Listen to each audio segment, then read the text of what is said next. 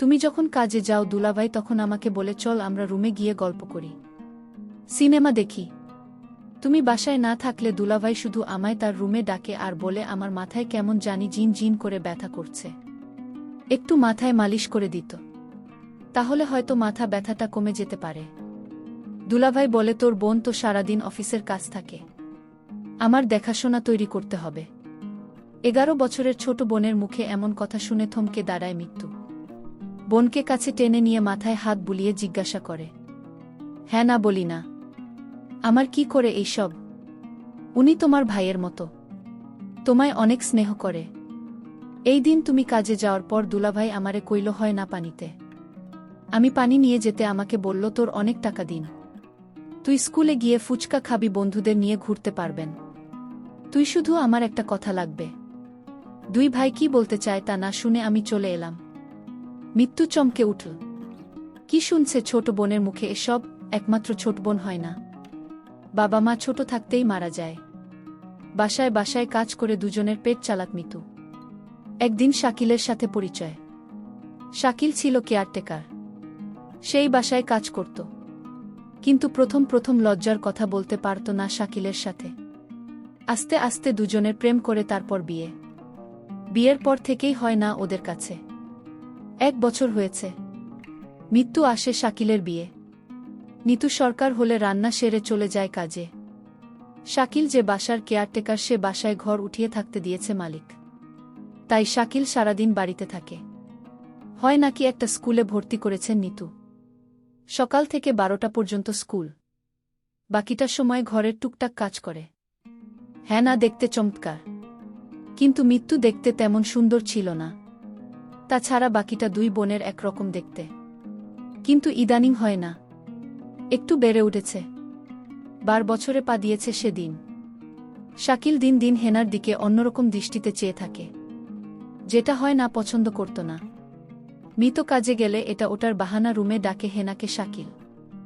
হেনাকে দিয়ে শাকিল তার সুখের চাবি দিয়ে বলে, তুই সুকেশ থেকে আমার হিসেবের খাতাটা এনে দে তো। মাঝে মাঝে বলতো দেখ হিসাব করতে করতে আমার মাথা ব্যথা শুরু হয়ে গেছে, একটু মাথা ম্যাসাজ করে দেয়, তাহলে ব্যথা হয়তো কমে যাবে। দুলাভাই আমার কপালে হাত দিয়ে বলল তো সলিল এত গরম কেন, দেহি দেহি কাছে আয়। উত্তর জোরালো নাকি হ্যাঁ না বলল না, শরীরের জন্যই। গরমের তাপমাত্রা পড়ছে এমনই শরীর গরম থাকে। হয় না তার দুলাভাইয়ের বাহানা বুঝতে পারে, তাই তো কিছু না বলে দৌড়াতে দৌড়াতে বাইরে চলে আসে, অপেক্ষা করে বুবুর জন্য। কাজ থেকে সবেমাত্র এসেছে মৃত্যু। মিতু আক্তার হেনা তার বুবুর কাছে এসে কান্না করে বলল, আমি তোমার সাথেও কাজে যাব, আমি বাড়িতে একা একা থাকব না। চটবেন এসব কথা শুনে মনটা এক অজানায় ছটফট করছে। কি করবে এখন মিতু? হ্যাঁ না যে মৃত্যু ছাড়া কেউ নেই। এমন সময়ে শাকিল ঘরে এলো, এসেই ঋতুকে দেখে বলল, মিতু তুমি আছো? হেনার গায়ে জ্বর দেখলাম, তুমি দেহ তোমার আর কি হলো? জ্বর হলে ওই ডাক্তারের কাছে নিতে হইব। মৃত শাকিলের এমন কথা শুনে একটু অবাক হল। কই শাকিলের কথায় তো কোনো খারাপ কিছু নেই, তাহলে কি না ছোট মানুষ হইয়া ভুল কিছু বলল? শাকিল তো হয় না ভালোই চায়, হয় না হয়তো ওর দুলাভাই ভয় পায়, তাই এমন ভুল বুঝো। ছোটবেলা থেকে আমায়া এমন, খুব সহজে যাকে তাকে ভয় পেয়ে বসে। তাই তো মৃত্যু ব্যাপারটা সহজভাবে নিয়ে হেনার গায়ে হাত দিয়ে দেখে সত্যি জ্বর আর অসুর হয়ে গেল। হেনা শাকিলকে ভুল বুঝছে। হয় নাকি মৃত্যু বলল, হ্যাঁ না তোর গায়ে তো সত্যি জল জলতলে ওষুধ রায় না দেয়। এই বলেই মৃত্যু হয় না কে নিয়ে ডাক্তার দেখাতে চলে গেল। শাকিল মিটমিট করে হেসে দিয়ে বলল, হেনা তুই যতই আমার নামে নাসির করস্তরে আমি একদিন সত্যি সত্যি। যেতে যেতে মৃত্যু হয় না কে বলল, হেনা তুই মানুষটার নামে এমন মিথ্যা কথা কইতে পারি? তোর কত খেয়াল রাখে দেখছ। হ্যাঁ না বলল, বুবু তুমি আমার কথা বিশ্বাস করো, দুলাভাই আমারে খালি তার রুমে ডাকে আর কি জানি বলতে চায়, কিন্তু বলতেও পারে না। আর এ তো দুলাভাই তো ভালো চায় আর এই জন্য তোকে চোখে চোখে রাখে। বোকা মেয়ে, কিছুই বুঝিস না। মিতু ছোট হয় না কে বুঝিয়ে বলল। শাকিল একেবারে সাদাসিধে, ভুলটা হয় না। আমি তো কে বললাম বুঝে দিন কিছু একটা হবে সেদিন আমার কথা বিশ্বাস করবে, তার আগে নয়। বুবু আমায় জারি দিয়ে বলল বাদের সব কথা এখন ডাক্তার দেখাবো। ডাক্তার বলল হয় না শরীরে জ্বর, আর তাই তাকে ভালো ওষুধ খাওয়াতে হবে। হেনার জন্য ওষুধ নিয়ে বাসায় চলে আসলাম। হেনার সমস্ত ওষুধের খরচ শাকিল দিল। আমি হেনাকে বললাম, হয় না দেখছিস আমাদের কতকের করে তো দুলাভাই। ওষুধের সমস্ত খরচ শাকিল দিয়ে দিল। বুবু আমার মনের কথাটা বুঝল না। বুবু, তুমি শুধু শাকিল ভাই এর উপরের দিকটা দেখলে, ভিতরের রূপটা দেখলে না। রাতে খাওয়া দাওয়া শেষ করে হয় না, শুয়ে পড়ল। আমি হেনাকে বললাম, কিরে হেনা, তুই ওষুধ খেলি না? ওষুধ না খেলে তোর জোট ভালো হবে না, তুই দিন দিন অসুস্থ হয়ে যাবে। বুবু, আমার গায়ে জ্বর নেই, আমি ওষুধ খাব না, আমি সুস্থ আছি। কি বলছিস পাগলি মেয়ে? ডাক্তার বলল জ্বর আছে, আর সে বলছে জনি। বুবু, জোরাজুরিতে আমি জ্বরের ওষুধ খেয়ে নিলাম। আমার কিছু করার ছিল না। আমি জানতাম আমি যদি ভুল কথা না শুনে বুবু অনেক কষ্ট পাবে, কারণ এই পৃথিবীতে বহুল আমি ছাড়া আর কেউ নেই, আর তাই আমি বুকে কষ্ট দিতে চাই না। কিন্তু বুবু আমার একটা কথা কোনোভাবেই বিশ্বাস করছে না। কিন্তু বিশ্বাস করবে সেদিন, যেদিন আমার একটা কিছু হবে, তার আগে না। কিছুদিন পর বুবুর অফিস বন্ধ দিয়েছিলে 1 সপ্তাহে। সারাদিন বহু বাড়িতে থাকত। আমি স্কুলে যেতাম আর 12টা বাজে চলে আসতাম। কিন্তু বুবু এই 1 সপ্তাহ বাড়িতে থাকতে শাকিল ভাই কেমন জানি হয়ে গেছে। দুলাভাই মেজাজ দেখে খিটখিটে হয়ে গেছে। আমার মনে হয় বহু বাড়িতে থাকায় দুলাভাই এটা কিছুতেই সহ্য করতে পারছে না। পরদিন আমি স্কুল থেকে ফিরলাম, রুদ্র দিয়ে আসলাম। শরীর গরমে মনে হয় পুড়ে যাচ্ছে। দুলাভাই তখন আমার কপালে হাত দিয়ে বলল, সর্বনাশ, মেয়েটা তো আজ জ্বরে পুড়ে যাচ্ছে, তাড়াতাড়ি চলো ডাক্তারের কাছে নিয়ে যাই। বুবু তখন বলল, তুমি হেনাকে নিয়ে ডাক্তার দেখিয়ে আসো, আমি বাড়ির রান্না ভাঙার কাজটা সেরে নিই। হয় না তখন আমায় বলল, বুবু আমার জ্বর হয়নি, আমি ডাক্তারের কাছে যাব না। বুবু, তুমি কেন বোঝো না আমার কথা? 2 ভাই শুধু অন্যথায় ডাক্তারের কাছে আমায় নিয়ে যায়, আমার শরীরের জন্যেই। বুবু, আমি ডাক্তারের কাছে যাব না। দুলাভাই বলল, আচ্ছা তুমি যখন যেতে চাচ্ছ না, তাহলে আমি গিয়ে ওষুধ নিয়ে আসি। গুরু বলল, দেখছিস তো দুলাভাই কত ভালো, তোর একটু সমস্যা হলেই তোর জন্য কত কিছু করে। আজকাল এমন মানুষ পাওয়া বড়ই কঠিন হয় না। বুবু, তুমি দুলাভাইকে চিনতে পারোনি। তুমি মানুষটার সাথে সংসার করছো, অথচ তার মন মানসিকতা সম্পর্কে তোমার ধারণা নেই। বুবু, বুবু, দুলাভাই তোমার সামনে আমার সাথে ভালো আচরণ করে। চুপ কর তো, 2 ভাইয়ের নামে কোনো বদনাম করবেন না। আমি বকুল কথা শুনে অবাক হলাম আর মনে মনে বললাম, বুঝবে বুঝবে, সময় হারিয়ে সবই বুঝবে। আমার কথার কোনো মূল্য তুমি আজ দিচ্ছ না। পরদিন বুবু হঠাৎ অসুস্থ হয়ে পড়ে, বিছানা থেকে উঠতে পারছে না, শরীরে একটু শক্তি নেই, গোবর শরীরে প্রচণ্ড জ্বর চলে আসছে। দুলাভাই বুবুর অসুস্থতা দেখেও বলছে, আমার আজ একটা জরুরি কাজ আছে বাইরে, আমার আসতে একটু লেট হবে। দুলাভাইকে বললাম, বধূর গায়ে তো জ্বর আসছে, বুকে ডাক্তারের কাছে নিয়ে যেতে হবে। দুলাভাই বলল, তুই একটু নিয়ে যা, আমি আজ যেতে পারবো না, কারণ আজ আমার জরুরি কাজ আছে। আমি বুবুকে বললাম, বুবু দেখলে আজ তুমি অসুস্থ, তাই তোমাকে ডাক্তার দেখাতে নিয়ে গেল না। আজ যদি আমি অসুস্থ হতাম তাহলে দেখতে কত দর্দ দেখাত। বুবু আমার কথা শুনে কিছুটা আমার কথা বিশ্বাস আসলো। বুবু তখন মনে মনে বলল, ঠিক আছে, শাকিলের মতো লোক সম্পর্কে আমার জানতে হবে। শাকিল কি আসলে সে উপরে উপরে ভালো, নাকি সত্যিই শাকিল একজন ভালো মানুষ? রাতে শাকিল ঘরে ফিরল, ডাইনিং টেবিলে খাবার ছিল। সে নিজে হাতে খাবার খেয়ে সোজা ঘুমিয়ে গেল। আমি আশ্চর্য হয়ে গেলাম, আমার খুব কষ্ট হচ্ছিল।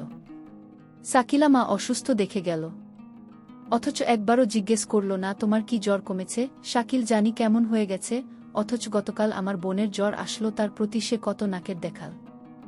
এসব চিন্তা করতে করতে আমার রাতে ঘুম হচ্ছিল না। আমি সারা রাত ঘুমাতে পারিনি। তাহলে আমার চোট বোনটা যা বলল তা কি সত্যি বলছে না? এ হতে পারে না। সকালে ঘুম থেকে উঠে দেখি শাকিল নাস্তা না করে চলে গেছে।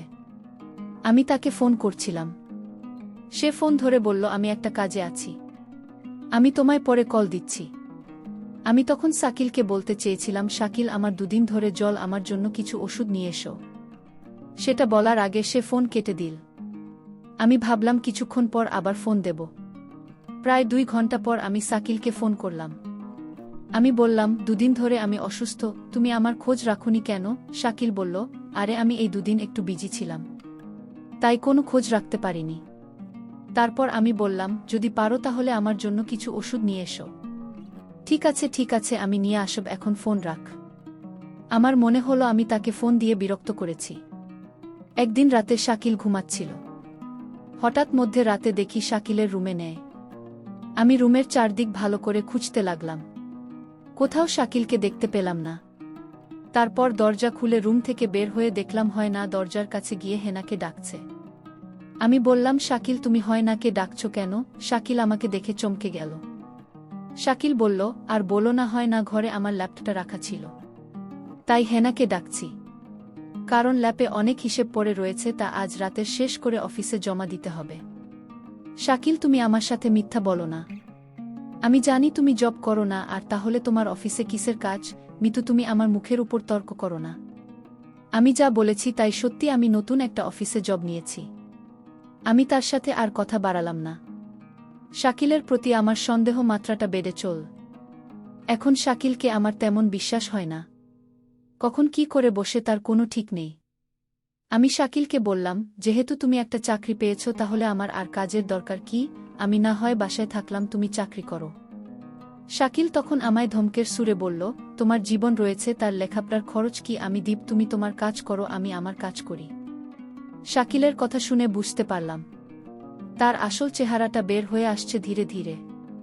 আমি বললাম, ঠিক আছে শাকিল, তোমার কোনো চাকরি করতে হবে না, আমি তো আছি। দেখলাম শাকিল অনেক খুশি হয়ে গেল। পরদিন আমি কাজে চলে গেলাম। বাড়িতে হয় না আর শাকিল।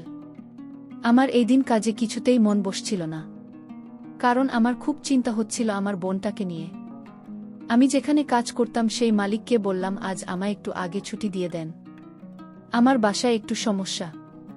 মালিক বলল, ঠিক আছে, আজ তোমাকে আগে ছুটি দিয়ে দেব। কোনো রকম অফিসের সময়টা গেল। আমার ডিউটি হচ্ছে সকাল 8টা থেকে রাত 8টা, কিন্তু আজ আমি বিকাল 4টায় ছুটি নিয়ে বাসায় চলে আসলাম। বাসায় এসে দেখি বাড়িতে কেউ নেই, একদম নিবিড়। আমি হেনাকে ডাকছি, হয় না কোথায় তুই? আবার শাকিলকে ডাকছি, শাকিল কোথায় তুমি? আমি কারো সাড়া শব্দ পেলাম না। সমস্ত বাড়ি খুঁজছিলাম, কাউকে দেখতে পাচ্ছিলাম না। শুধু একটা জায়গা বাকি ছিল, আর সেই জায়গাটা হল বাথরুম। আমি বাথরুমের দিকে গেলাম, গিয়ে যা দেখলাম তা দেখে আমার মনে হচ্ছিল আমার দম আটকে গেল। আমি দেখলাম হয় না একপাশে পড়ে আছে। আমি দৌড়ে কাছে গিয়ে হেনাকে ডাকলাম, হয় না বোন, আমার তোর কি হয়েছে? হেনার কোনো সাড়া শব্দ নেই। চিৎকার করে হেনাকে ডাকছি, হয় না। উত্তর, কি হয়েছে বোন?